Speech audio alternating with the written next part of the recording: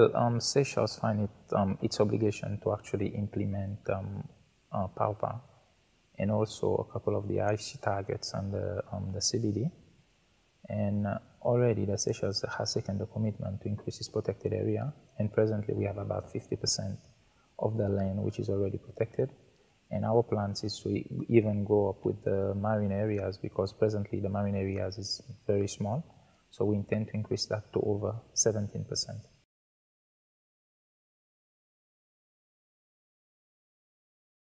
There's a number of factors, especially when it comes to protected area management. Capacity is one of the issues. Funding is another issue. There is also the issue about climate change, the issue about development. So all of these add up to the challenges that we are faced with protected area management. Funding is one of the key issues, but presently now with the assistance of the GEF, some money is being put into protected area management, especially when it comes to expansion of protected areas, and also in coming up with sustainable financing, because some of the areas are quite large and we have to find innovative ways of how to finance or to fund those protected areas, given the fact that there are various sort of like stakeholders or various groups like government, you have NGOs, you have the private sector, and even now we're going into co-management with communities also, or with specific groups, like for example fishermen.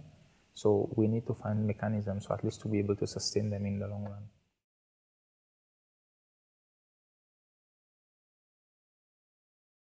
Well, yes, because we rely a lot on protected areas. For example, I would say most of the water catchments that we have, they are found in the water, they are found in protected areas. And given also that there are a lot of use, especially like for example by tourists that use can be in the marine parks or even the terrestrial parks, we try to integrate those into the whole development.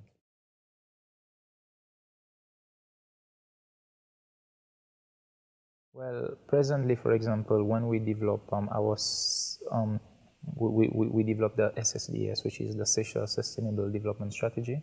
It's one of the most it's like a main policy document with regard to sustainable development in Seychelles.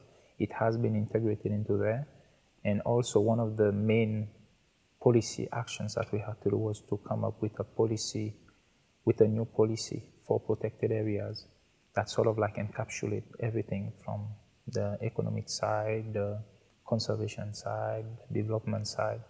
I mean, this has already been done, and this is what actually is being implemented.